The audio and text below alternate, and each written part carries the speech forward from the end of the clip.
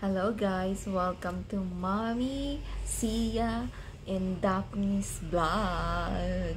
This is Daphne, si Ate Sia, nasa school siya today. So, yung vlog na to is about a family. So, si Daphne, how old are you? 4. So, si Daphne, 4 years old, and may question siya about family. Sabi niya, What did you say? Daddy, Daphne, Tia, Mommy. Mommy, Daphne, Sia, and Daddy. Mommy. And Mommy. Yeah. And Tata. Tata. Yeah. Papa Lolo. Papa Lolo. And Tata. That's our family. Yeah. Okay. As Lola. Ha? As Lola. Si Lola. Oo. Opo. Opo. Opo. Ayan, opo. Kanina kasi, sabi niya sa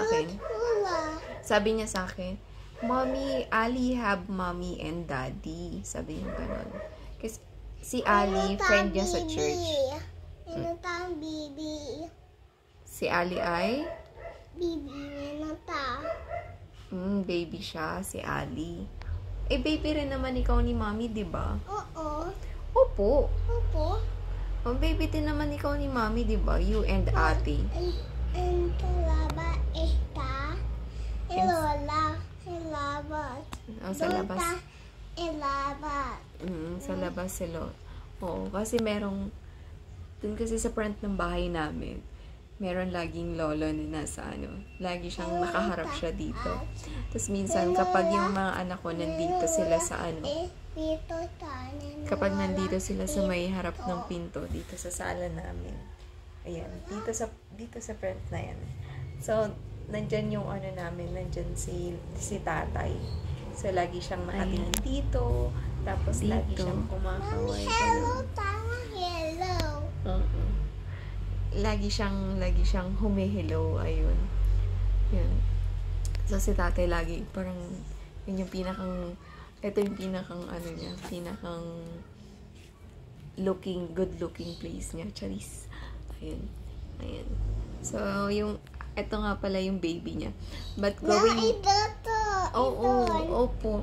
But going back, guys, nakwento niya sa akin kanina, ni Daphne, na meron, ayan nga, about sa family, sabi niya, yung daddy niya is ako din, si Mommy. So, you know what, guys? As a single, as a solo parent, I always explain to my kids na, yes, you have a daddy, kaya lang there's something happen that's very complicated, kaya it turns na just the three of us lang. And mahirap din naman kasi na i-please yung tao na yung tatay nila na hindi marunong mag-effort. Hindi marunong mag-effort na ayun, parang kilalanin yung mga anak. Kilalanin yung mga anak niya. So, I always explain sa kids ko na I will do my best as your mommy and daddy. I do understand na sometimes makikita mo yung mga classmates mo na merong mga daddy sa school, you may get jealous, but there's a reason why you don't have your daddy with you.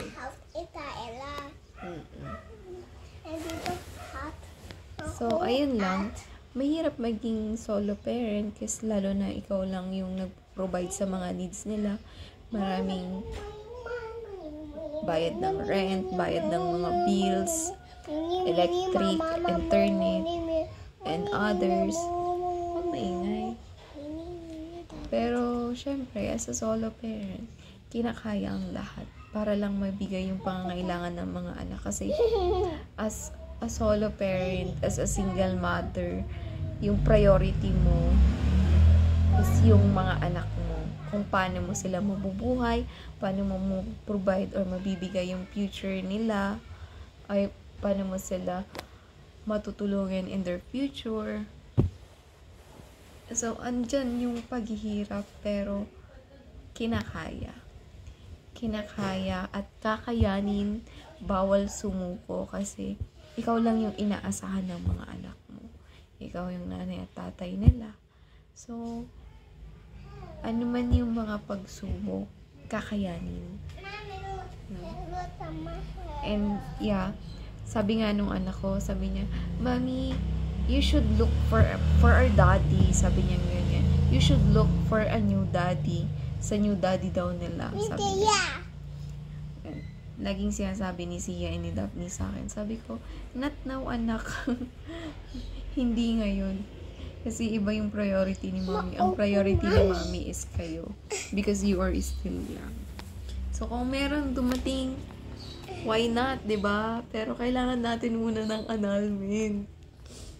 Para solid na legal tayo. Ayun lang guys, sa mga ang mapapayo ko lang sa mga solo parents, sa mga mommy na katulad ko, na itinataguyod ang mga anak nila na kayo yung nanay at tatay. Hello. Alam ko na kaya niyo yan. Kasi kung ako kinakaya ko, what more na kakayanin natin. Kasi para sa mga anak natin. So, strong tayo, strong independent woman. Basta ang mahalaga, importante, priority natin yung mga anak natin, yung pamilya natin. And kahit man katulad ko na kami lang tatlo, kinakaya. And God will provide. And just trust God. Kasi yung Diyos laging nandyan.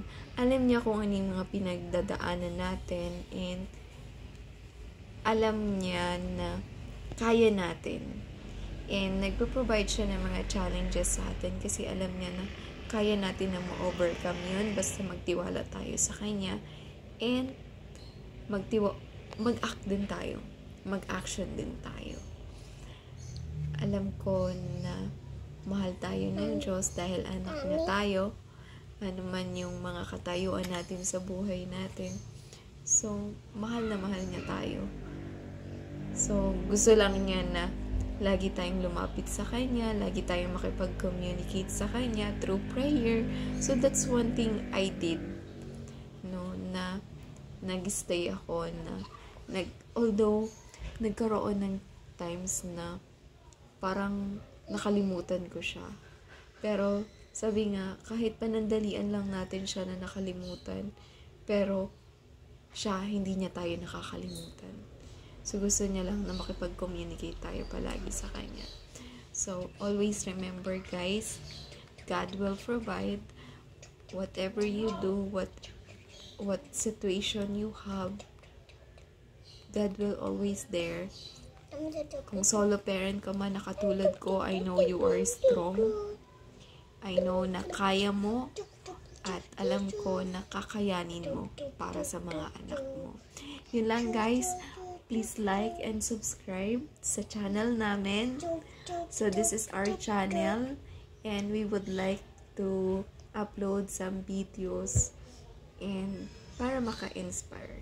So ito nga pala is for our memories din, me and my kids. So yan lang guys. Please like and subscribe to our Mommy, Daphne, and Zia channel. Bye!